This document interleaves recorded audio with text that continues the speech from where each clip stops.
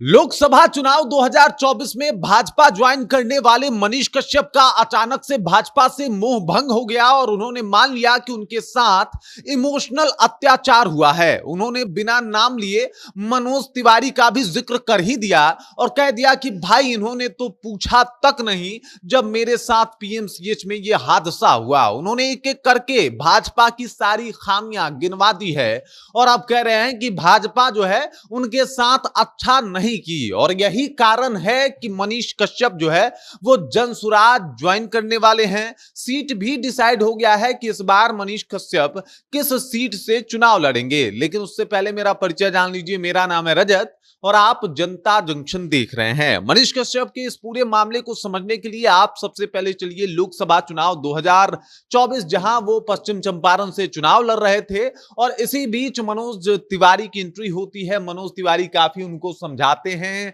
और समझाने के बाद जो है उनको अपने साथ लेके आते हैं, भाजपा ज्वाइन करवाते हैं। ये देख लीजिए, बीजेपी के राष्ट्रीय अध्यक्ष बकायदा इनको बीजेपी वाला गमछा देके भाजपा में ज्वाइन कर लेते हैं और उसके बाद मनीष कश्यप जो है वो भाजपा के होके रह जाते हैं। धीरे धीरे चीजें क्लियर होती है। इस वक्त जो है जहां वो पश्चिम चंपारण में अपने लिए प्रचार प्रसार कर रहे थे, उसके बाद भाजपा के लिए करना शुरू करते हैं। यही नहीं, मनोज तिवारी के लिए मतलब ये दिल्ली भी जाते हैं, वहां भी जाके प्रचार प्रसार करते हैं और इस बात का वो जिक्र भी कर रहे हैं कि भाई साहब हमने एक नहीं बल्कि दो सीटें बचाई है भाजपा की। एक तो जहां से मनोज तिवारी दिल्ली से चुनाव लड़ रहे थे वो सीट, दूसरी सीट पश्चिम चंपारण की सीट थी जहां से मैंने चुनाव लड़ने की घोषणा की थी, लेकिन मनोज तिवारी के समझाने के बाद हमने चुनाव बीच में ही विड्रॉ कर दिया, वो सीट। इसके अलावा मनोज तिवारी ने कहा था कि मैं 5-6 सीटों को प्रभावित कर रहा हूं, तो 5-6 सीट मेरे से प्रभावित हो रहे थे, तो ये लोग आए, ये लोग आके मेरे साथ जो है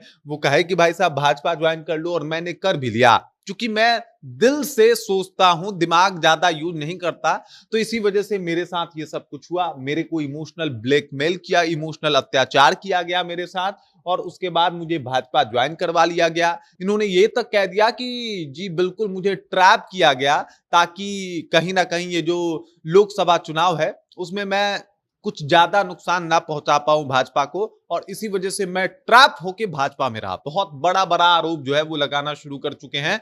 मनीष कश्यप कह रहे हैं कि भाई साहब मैं ट्रैप होके भाजपा में रहा और इस वजह से ये सब कुछ हुआ मेरे साथ। इन्होंने कहा कि जब पीएमसीएच में मेरे साथ मारपीट हुई तब कोई भी भाजपा का नेता हमसे हाल चाल तक पूछने नहीं आया और ये बिल्कुल ये बात सच है कि मनोज तिवारी भी एक कॉल करके नहीं पूछे हैं कि भाई साहब मनीष कश्यप कैसे हैं। और उसके बाद मनीष कश्यप काफी बिफर गए, बहुत ज्यादा गुस्से में हैं और कह रहे हैं कि भाई ये तो ठीक नहीं हुआ हमारे साथ। मनीष कश्यप ने कहा कि मैं तो लोगों की आवाज बन रहा था, आवाज उठा रहा था, सरकार को धन्यवाद देना चाहिए था, तो सरकार ने हमारा सूद बूद ही नहीं लिया। उन्होंने कहा कि जिस लड़की का इलाज करवाने मैं पीएमसीएच में गया था उसका पूरा फैमिली भाजपाई है, लेकिन अफसोस अब वो भाजपा को वोट नहीं करेगा क्योंकि जो कुछ भी पीएमसीएच में उन लोगों के साथ हुआ उसके बाद वो लोग एकदम से हैरान और परेशान हैं।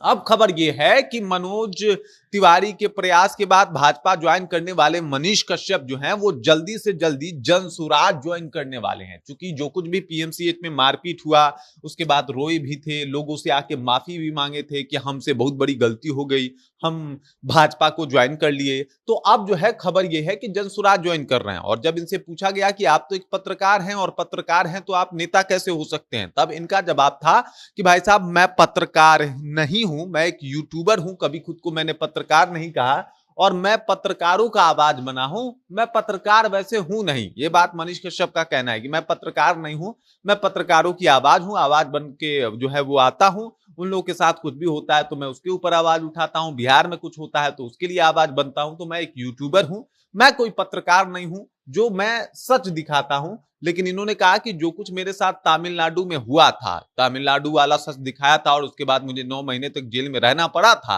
उसके बाद मुझे लगा कि भाई साहब राजनीति में जाके देखना पड़ेगा कि आखिरकार राजनीति होती कैसी है। अगर मेरे जैसे लोग या फिर गरीब घर के लोग या फिर कुछ अच्छे लोग बिहार की राजनीति में नहीं आएंगे तो ये जो नेता है बिहार को चौपट कर देंगे। अब ये कौन नेता, आप समझिए कि सरकार तो एनडीए की ही है, तो तमाम नेताओं को कह रहे हैं मनीष कश्यप कि ये लोग जो है वो बिहार को चौपट कर देंगे, इस वजह से हमारा जो है वो कहीं ना कहीं राजनीति में आना जरूरी है और इस वजह से मैं राजनीति में आऊंगा। जब इनसे पूछा गया कि जनसुराज, तो इन्होंने कहा कि आप लोग को तो मालूम ही है। और ये अब क्लियर हो गया कि जनसुराज ज्वाइन कर रहे हैं मनीष कश्यप। और इतना ही नहीं, जनसुराज से इनको चनपटिया का सीट मिलने वाला है। सूत्रों के माने तो ये भी खबर आ रही है कि चनपटिया से ये चुनाव भी लड़ सकते हैं। मतलब सीट भी डिसाइड हो चुका है कि मनीष कश्यप कहां से चुनाव लड़ेंगे। और वो मनीष कश्यप जो कभी भाजपा के लिए एकदम से इमोशनल तौर पे, फिजिकल तौर पे, हर एक तरीके से जो है वो खड़े थे, अब वो मनीष कश्यप ने भाजपा का न कि सिर्फ दामन छोड़ा बल्कि भाजपा की पोल पट्टी भी खोल दी और बता दिया कि भाजपा ने मेरे साथ इमोशनल अत्याचार किया है। अब ये जनसुराज में जाएंगे। जनसुराज में जाएंगे तो एक तो बात है कि मॉब को इकट्ठा करना मनीष कश्यप को आता है और मॉब जो है वैसे भी पहले से जनसुराज से बहुत ज्यादा इफेक्ट हो रही है। तो ऐसे में मनीष कश्यप का जनसुराज ज्वाइन करना एक अच्छा संकेत हो सकता है मनीष कश्यप और जनसुराज दोनों के लिए। और जहां तक जो सूत्र बता रहे हैं वो ये कह रहे हैं कि भाई साहब चनपटिया से इनको टिकट भी मिलेगा इस बार बिहार विधानसभा चुनाव में।